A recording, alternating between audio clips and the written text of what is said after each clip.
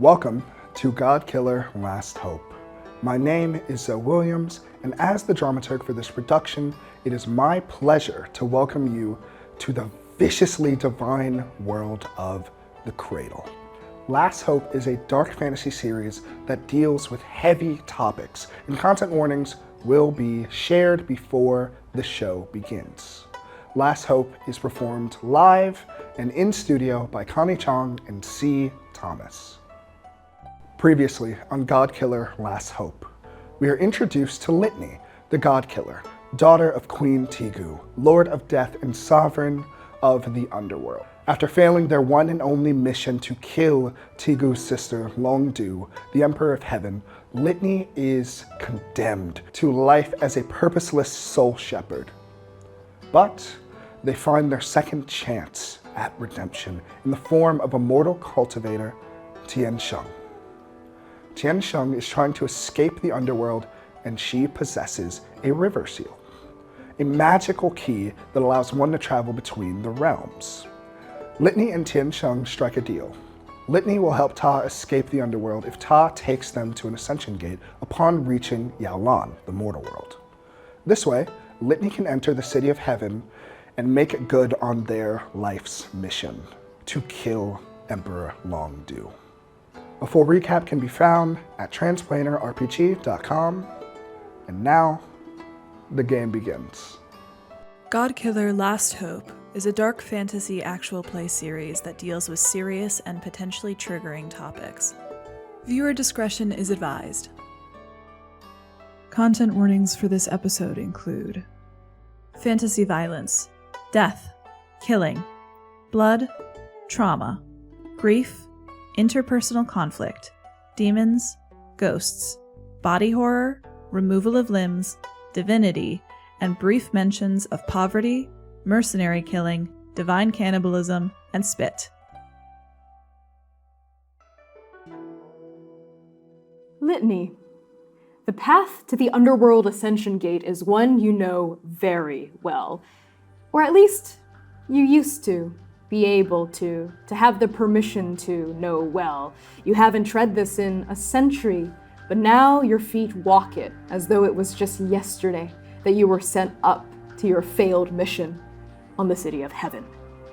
But to get to the Ascension Gate, which is located in the middle of the Crimson River, which winds through the entire underworld, you have to pass through the heart of Ghost City.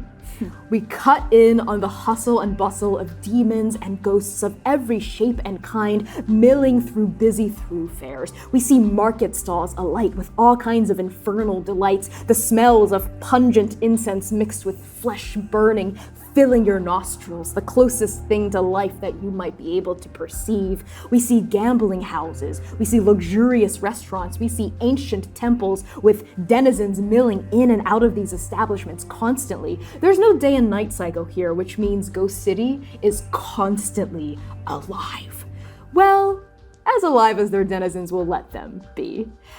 You have to push through this busy urban square to get to the Crimson River. How are you trying to navigate yourself and Tian Sheng through all these people? There's no hesitation.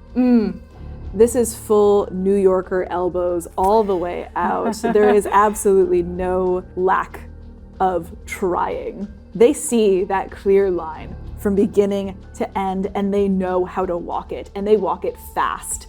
There is a kind of drive and purpose that they have not been able to act on in 100 years. And that drive is pulling them as though they had their own heartbeat, ba-bum, ba-bum, ba-bum. Every step bringing them closer and closer and closer to where they want to be, where they need to be. They must do this. They must save her. Their mother, not a mother, their creator who gave them purpose. They must do this for her. They've needed to do this for them, too. And this is just the first opportunity. They would have waited 100 years, 500 years, 1,000 years, 2,500 years. They would have waited as long as it took to get this opportunity, and no matter when it came, there would be no hesitation. They're ready. They failed last time. They will not fail Again, they have a plan, they have a purpose. It's still alive inside of them. It is the only thing alive inside of them. And they will not be stopped by a couple of demons gambling in the street.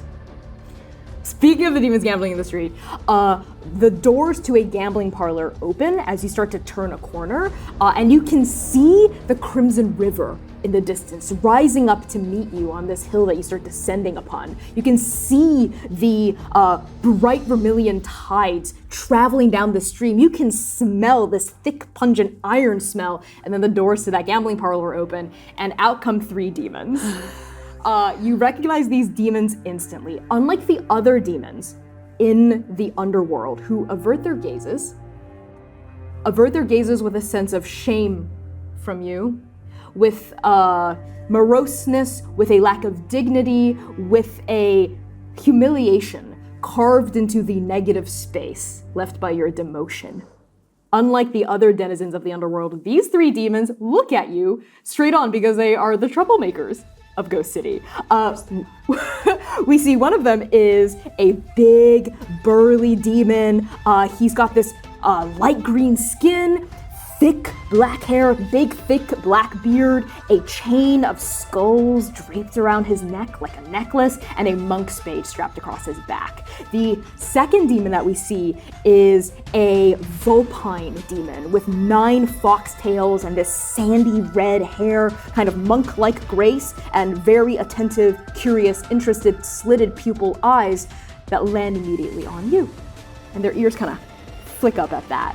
And the third demon, which everyone knows is their ringleader, of course, save the best and the biggest and the baddest for last, is a woman with skin almost as pale as yours, pale as bone, with this dark black hair that flows behind her as though it's drifting in a wind or a current of an unseen river. And she has this segmented sword that every segment that comes out looks like a spine bone that comes out and is linked by a black chain. It's kind of resting across her shoulders that turns into a veil as she drapes it across her neck. She also looks at you. These are, of course, in order of appearance, Xiaolong, Tang Tang, and Bai Guting.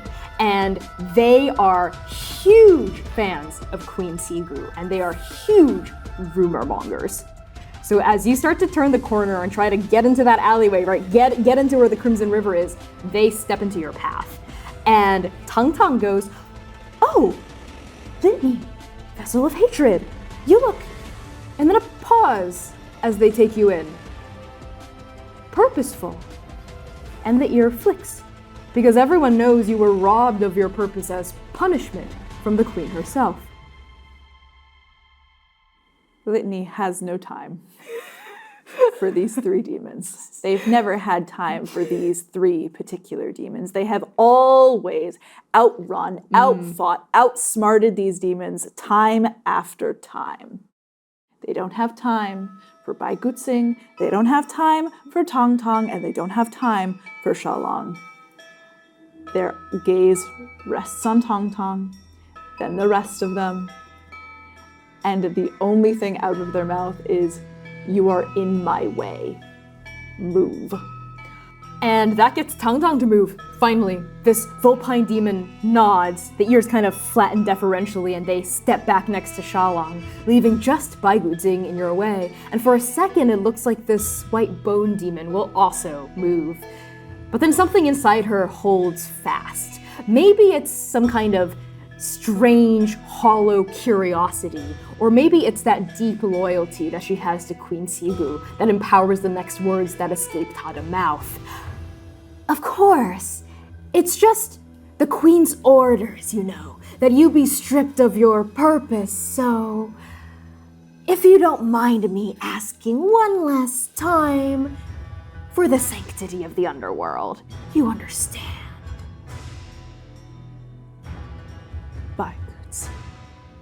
I may be stripped of my purpose, but at least I had one. At least I was not felled by cultivators. At least I tried.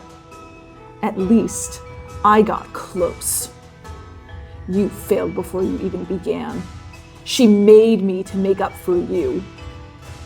I said move, and I would like to challenge someone. Yeah, dangerous. I was literally gonna say, okay, so when you challenge someone dangerous in front of an audience, her underlings and presumably some of the demons who have slowed down to watch and listen in, say what foolish or risky action you hope they'll take, and roll 2d6. I almost want her to stay so that I can punch her in the head. Okay, so add 1 for each true statement. They care about your opinion. Yeah. They think they're stronger than you. No, absolutely not. The crowd is on your side. I don't think so. No, that's that's a +1. All right. Oh my God, a 12. Oh, okay. So that's an overkill, which is a 10+. On an overkill, you push too far. Your target reacts instantly and dangerously.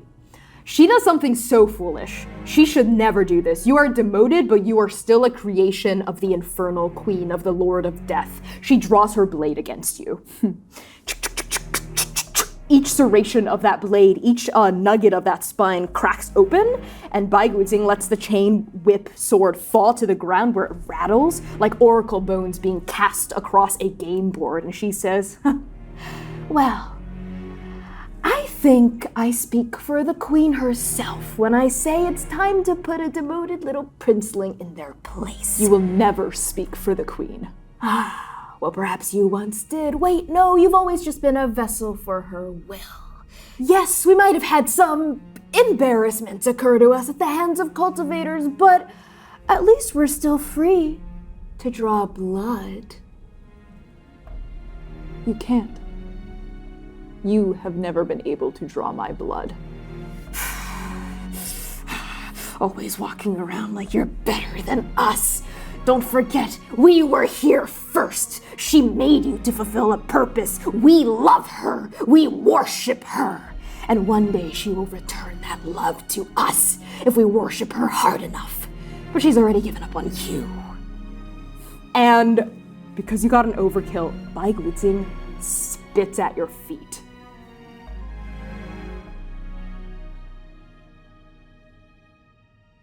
I hit Tiansheng hard. Uh-huh. I hit her harder. This demon? I hit her Okay. harder. Okay. Litany was made to kill gods. Litany was made to kill a god in particular. But if the shoe fits, and it comes fast, and it comes lethal, and there is nothing held back. Are you trying to inflict violence on her or straight up kill her? I'm trying to inflict violence. Okay, sounds good. So roll 2d6, add 1 for each true statement. They wish you harm? Yes, in this moment she's been pushed to wishing you harm. You're desperate? I'm not desperate. Is it personal? It is personal. Okay, that's +2. Go for it. Roll them bones. Oh. That's a 5. That's a miss. On a miss, the opposition seizes on a flaw in your approach. Suffer 2 strain, and the GM will describe the corner you're backed into. Okay, I think the corner you're backed into is social, as opposed to because I don't think there's any world where she can actually beat you in a physical confrontation, an actual fight. So what is the flaw in your approach as you punch her really hard? When they throw this punch, for all the back and forth and the disrespect and the spit, they are not punching her to punch her. They are punching her because they know she's right. Ooh. And that makes them mad. Uh-huh. And it makes them vulnerable. Something about her words from this nobody demon, from this random troublemaker, from this demon that's never been as close to Tsigu as you have been. You are Tsigu's blood. You are her sacred broken blade. You are her rib. This demon is nothing, and yet those words cut deep, and those words cut true. Baiguizing flies through the gambling parlor that she came out of, and we don't see her again. She just right into it. There's an explosion of bone pillar, right? Marrow shards come expelling themselves outward. Pillars shatter, the roof caves in and buries her, and we hear shouting from the patrons that were inside of this establishment before you broke it open. And Tang Tang and Shalang raise their hands up and they back away. And the crowd, because yes, there's a crowd now, there's like an intake of breath, and then once more, an aversion of their gaze. And Tiansheng goes, damn. And then horrifyingly, Tiansheng says to you in a soft voice only you can hear, are you okay? Fine, move. And they start pushing forward past Tang Tang, past Shalang without another look at them. That line is still there, and they will come back. They will come back and they will show all of them. They don't have to prove themselves, but they will. But they will prove themselves, and they're on their way. They cannot get distracted. They cannot get distracted. They've made a path, and now they will walk it. I love that. So you are gonna have to suffer 2 strain. Let's say, because you hit 5 strain technically, that was 100 years ago though, so you've cleared your strain by now, so you're only at 2 strain as of this move. Obviously the corner you're backed into, I think, is emotional and social. You've been cracked open a little, you've revealed some vulnerability of your status and of your mental state in front of this random fucking mortal stranger cultivator, and in front of all of the demons and ghosts you grew up around and who know you. You pass through the alleyway, you step onto the bank of the Crimson River, and here the blood smell, the iron smell is so strong as you leave the demons of the city behind. From here, the necromantic palace is visible on top of an osseous hill. It's a beautiful silver and marrow manor, the place where you grew up, the place where you trained, the place where you learned how to be, what to do. And then your eyes fall down onto the Ascension Gate, standing open in the middle of the rushing tides of the Crimson River. The underworld Ascension Gate is a hellish paifang, which is an open gateway of sorts with a tiered roof on top. Its pillars are made of pure obsidian, and the tiers are made of silver-plated bone. But it's not just you and Tiansheng here on the banks approaching the Crimson River. There's someone standing at the gateway. And of course you know who they are. They were consigned to be there just as you were consigned to become a soul shepherd for the rest of eternity. It's your former mentor, Sui Xian.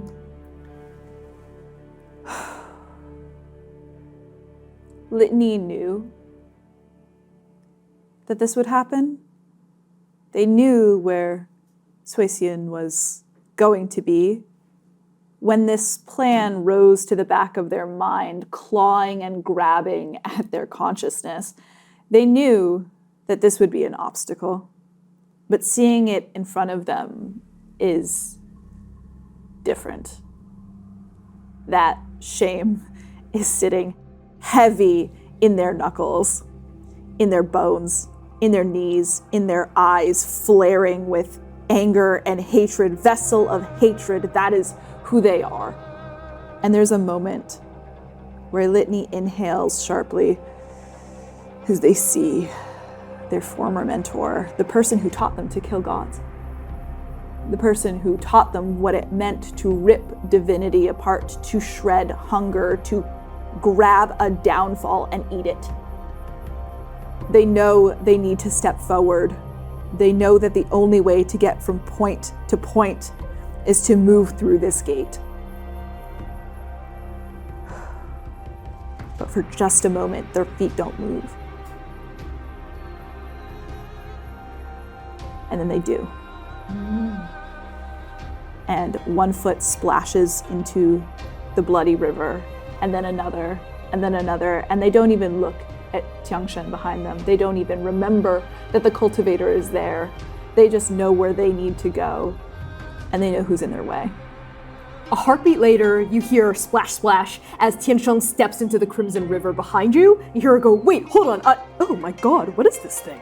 Is it You know what? Never mind. I don't want to know. It's blood. I know. I said I didn't want to. Thank you. It's just, there's a demon at that gate. How are we going to get past them? We will get past them. That's not the problem. There is no problem. We get past. Okay. You know what? I'm gonna let you handle this, but maybe don't punch them so hard like that last person. It just might cause a ruckus, and you know what? This is your home, your stomping grounds. I'll let you take the lead.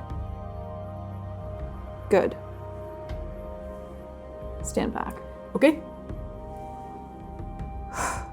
And then he shakes himself almost, like something about this interaction is so desperately unfamiliar and they crave to know it in a way that they don't understand. This mortality, this way of being that is so easy. There's nothing easy in what they're about to do.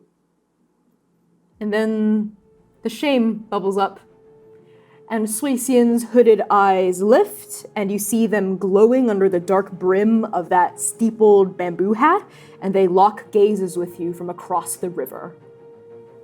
And they don't raise their voice, but you hear it as clear as though it were right next to your ear. Litany, you're not supposed to be here. You're supposed to be in the fields. It doesn't matter. And Litany starts moving forward. Through the blood, they keep their eyes on Sui Xian. And everything about them matches the river of blood in front of them. Their cadence, their rhythm, the color of their eyes. The river runs through the gate toward you, so you're wading your way upstream against it. And Sui Xian doesn't move, doesn't flinch, doesn't look away, doesn't move to their weapons, but keeps their gaze on you fixed permanently and says, "Why are you here, Litany?" I must do this. I will only ask once. Move out of my way.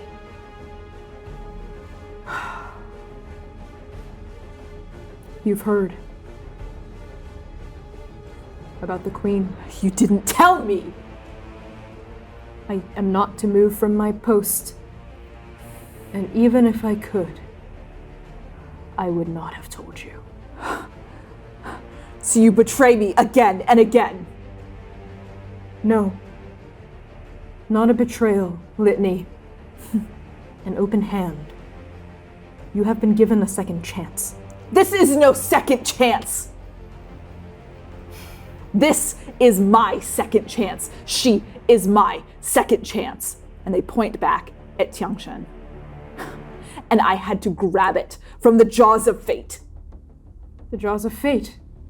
Well, where you will walk will be right into the waiting maw of doom. And they hold out their hand as though to stop you from moving past them into the gate. I cannot let you pass, Litany. You will let me pass. I'm not saying this as Queen Tigu's hound dog. I am saying this as your former mentor.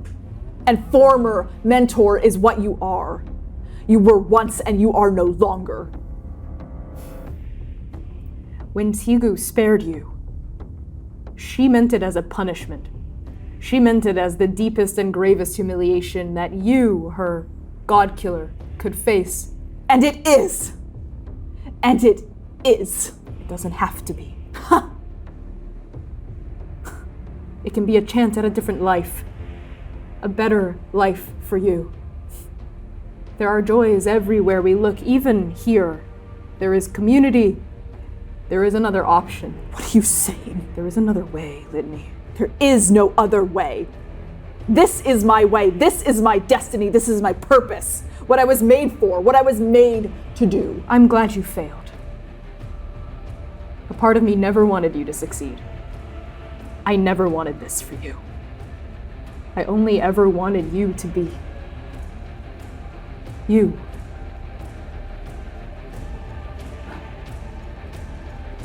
Not what she wanted you to be.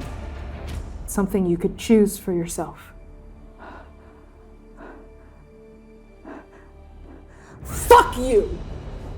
and the rage, the shock that rises in Litany is so strong. They feel the thunder of blood in their ears as though it has started their blood pumping.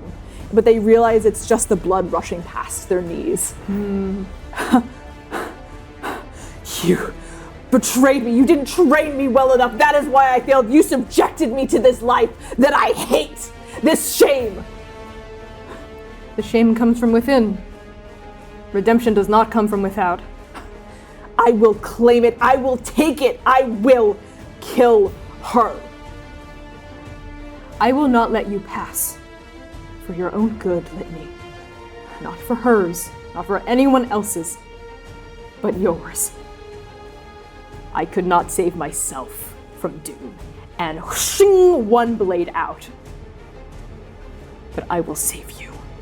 Whooshing the other one.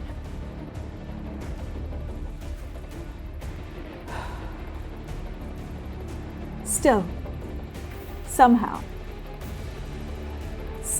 somehow, the second question comes. Litany's fist is so tight at their side, it trembles. Bone white knuckles. I said, move. And I say, I can't. Then you leave me no choice. And when Litany pulls their fists back, they do something that they did not need to do with Tiansheng. They did not need to do with Bai Guxing. These wraps around their wrists, these heavy, almost gauntlets that are stuck to them with rope and old pieces of iron and obsidian, flare to life as long knives protrude out from the top of their fists. Okay.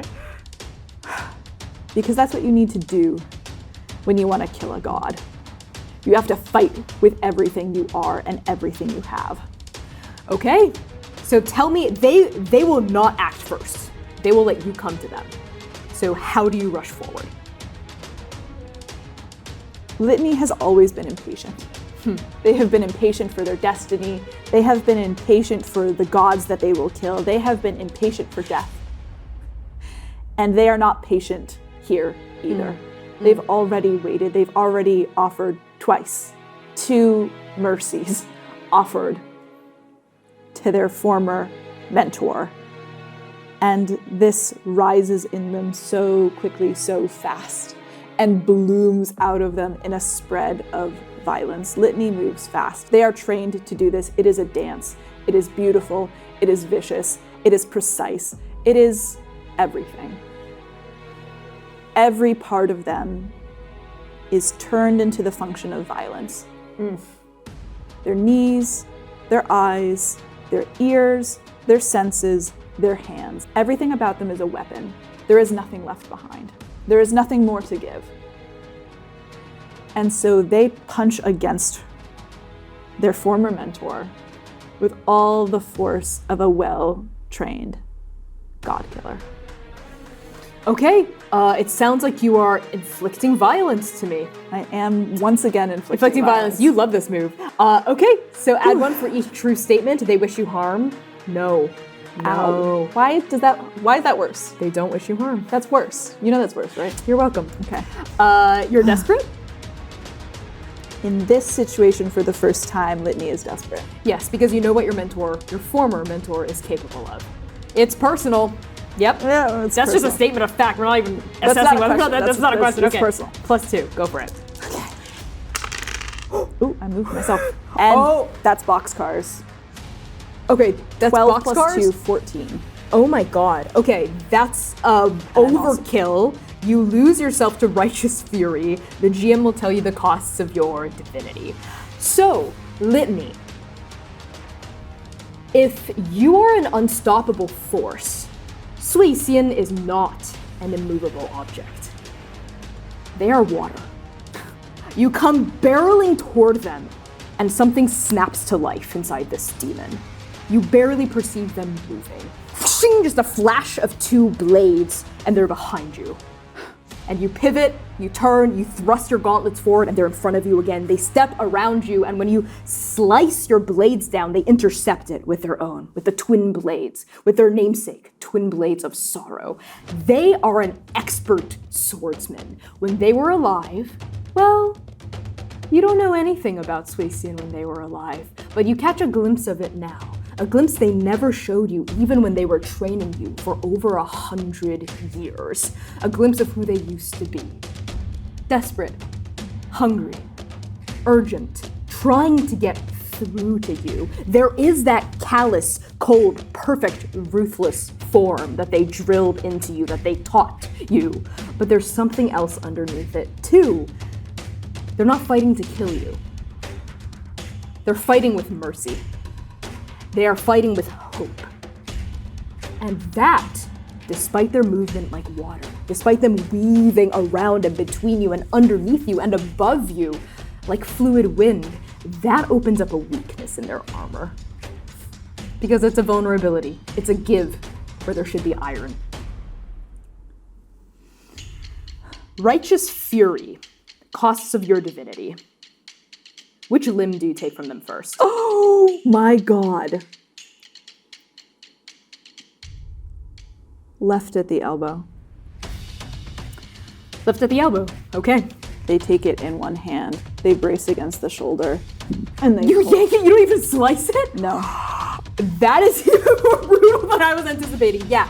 A brace, a grab, a yank, and it goes flying. It hits the Crimson River, washes away. The blade that hand was holding flies into the air, and you see blood, not crimson like Longdu's strangely was, but blue. You see, every demon you've ever felled, every god you've ever killed to prepare yourself for the true god you were meant to fight has bled a different color. They've always bled the color of their soul. And Suecian's soul was blue. Cerulean. A deep, painful ocean blue, the color of tears, the color of sorrow. And as that blood spurts and the blade flashes into the air, they turn their head and they let the blade stick into the riverbed. If they are in pain, they don't show it. They yank their arm away from you and they flourish their other knife and they create space between the two of you. They slash, and then back away. Good. Just like I taught you. Even better than I taught you.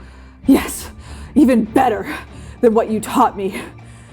I am proud of you, Litany.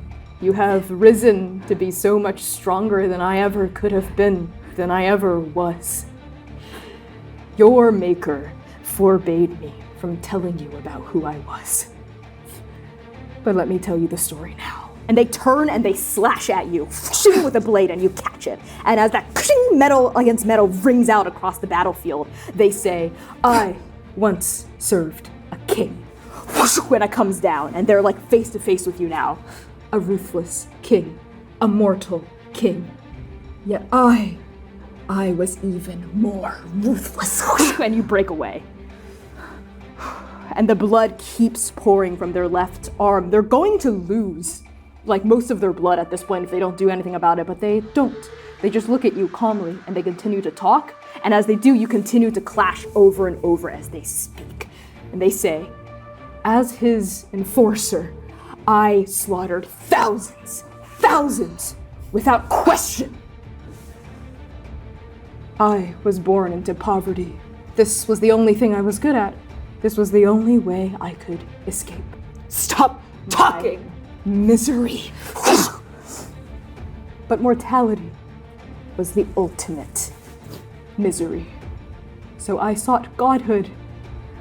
I cultivated. With my slaughter, with every drop of blood, every life I severed from limb, I cultivated. And when I finally ascended, I went to the city of heaven. And they turned me away.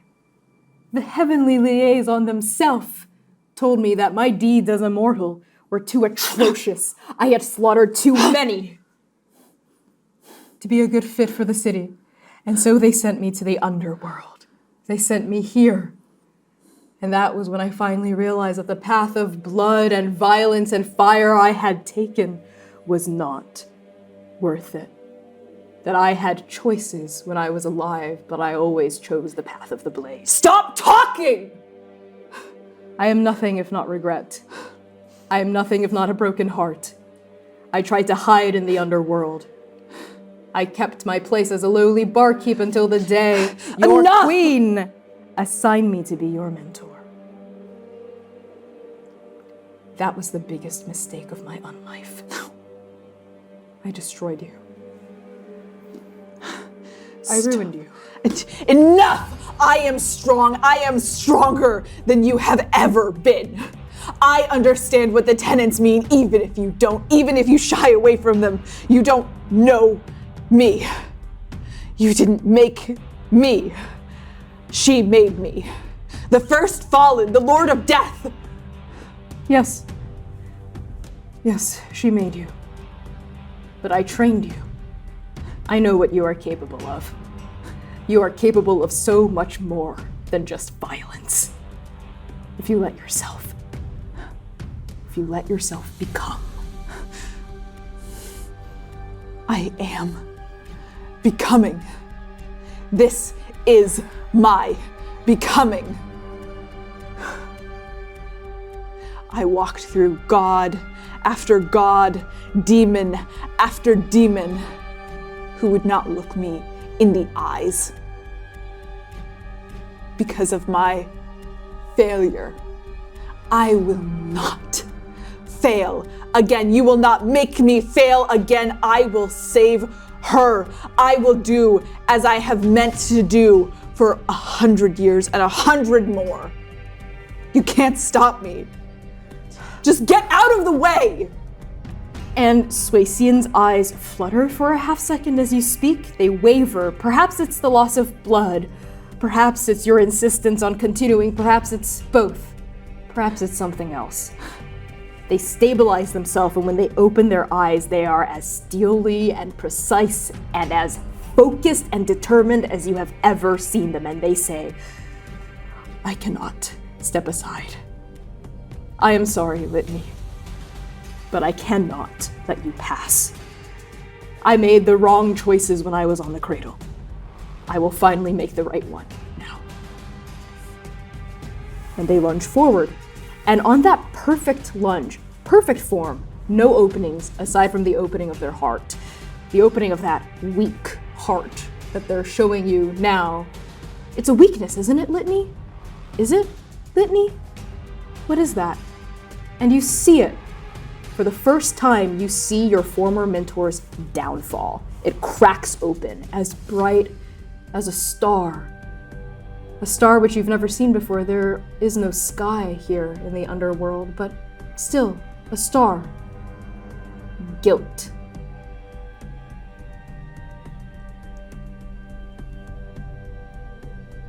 I'm gonna do something right now. Oh boy, okay. Litany sees the guilt. Uh-huh. And they feel it harmonize against their shame. The two voices rise into fever pitch, into a scream drowned out by blood.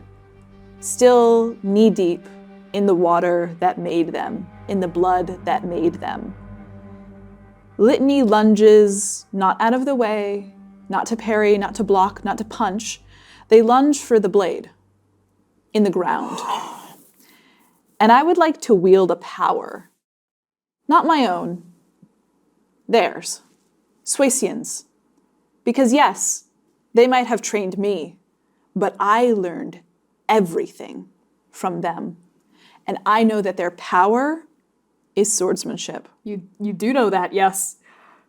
And I will use it against them. They will run themselves through on my blade. On their blade. Okay, you know their downfall. You're confronting them in their true form. All of the prerequisites have been met. So I need to ask you right now, would you like to kill or spare Suesian? There is no option. Litany was not made to spare gods. Litany was made to kill them. And I don't even think they know how. It's not a question of want. It's a question of capacity, ability. Suecian is not the first god to fall at their hand. And I would like to kill them. I will kill them. Okay, that's a crucible move, Litany. So, when you confront a god in their true form and exploit their downfall to kill them, describe how you slay them and roll 2d6. As Suecian comes at them, Litany takes that blade, one of the twin blades of sorrow, and holds the pommel against their chest, against their heart, where their heart should be, their soul, that empty cavern inside of them. And they just let their mentor run into it. They let Suecian impale themselves on their own grief, on their own guilt, on the shame they both share. You move faster than the eye can perceive. They're coming at you. You grab, they're there, right on top of you. Breathing heavy, their own blade pointed not at any vital organ, but the dull side of it is drawn against your neck. Roll 2d6 for me, please. No modifiers, just like suffering your 5th strain. This is completely up to fate. 4. That's a miss. Okay. You still kill them, but on a miss, they bestow a curse upon you with their dying breath. These are their last words to you. They speak this to you, Litany. As the edges of their body start to dissipate into mist and roll down the current of the crimson river like fog off the surface of a god's breath, and Suecian says to you, "Thou shalt not know peace from the blood thou hast spilt today. No matter how much I wish it upon you, child." And their hand almost touches your face, almost, and then it dissipates into mist as well, and their eyes are the last thing to go. And they are gone. So typically in Godkiller, no matter the outcome of your roll to kill a god, you seize a semblance of their power. But because you are a vessel made by Queen Tsigu, that power goes to her instead. You do not gain the power of swordsmanship. This was for naught. This was not to make yourself stronger. It has only ever been to empower your maker. And now there is nothing remaining of Suecian but 2 blades stained with blood.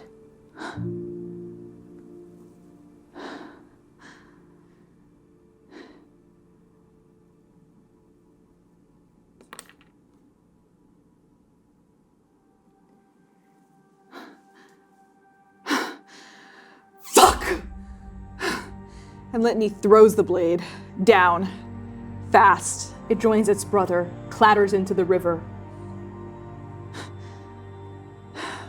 They can't look at them. They can't look at the blades. They can't. They did it. The path is made. But those words keep echoing around the inside of their brain. I didn't want you to do it. Why? Why?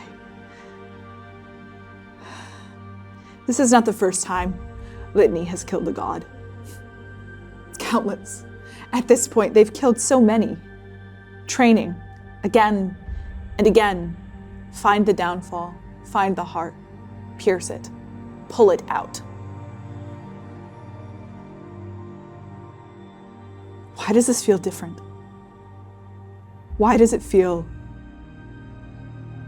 No, it's not wrong. It couldn't be wrong. They had to. There was no other choice. This is their destiny. This is the path to redemption. Suecian was wrong. Suecian put them in this position. Litany should hate them. Litany does hate them. Right? Hey. And Tiansheng is there. You don't know how, you don't know when, but she's there in front of you. And there's something on her face between shock, disbelief, horror, and something else. Something you have never, ever seen on someone else's face before, pointed at you. It's soft, and how does it make you feel? Wrong. Empathy is not an emotion that Litany has ever known. Hey, right. I don't know how you did that, because as cultivators, even we can't draw blood, much less kill. And they seem to be your... You know what? Not my place, not the time. We should go. Yaolan is waiting. Yes. Yes. Yes. The seal. Yes. She reaches into the sash and pulls out her river seal, which up close now, as she squares her shoulders toward the Ascension Gate, we see that it looks like a triangular shattered piece of pottery maybe that once existed, based on the curvature of it, part of a gourd perhaps? She holds it up to the perfect center of the Ascension Gate, and for a second nothing happens. And then you feel it. The magic of the river. Strings of power emanate outward from the river seal, lighting up bright white, like mist, like lucent fog, and the pillars of bone vibrate, and in the center, a huge miasma of mist explodes into being, obscuring the other side of the river. You don't see it anymore. All that stretches from pillar to pillar, stream to tile, is mist. Swirling and swirling, bursting into existence from that nexus point of the river shard, the river seal. Okay, take my hand? Come on, I can't really hold this open for too long. It takes a lot of focus and energy. In a split second, Litany chooses not to look back at the only home they've ever known. They do not turn their gaze back to the palace. They do not look upon the obsidian fields. They do not even look down for a single second into the river of blood that birthed them. They reach out with fingers stained blue and take her hand. Whew. Cold fingers it is. All right, mortal realm, here it comes. And a massive pillar of light washes over the both of you as you step forward through the gate. And everything turns to mist. And when the mist finally clears, you are in a place you have never been before. You, my dear Godkiller, are in the cradle.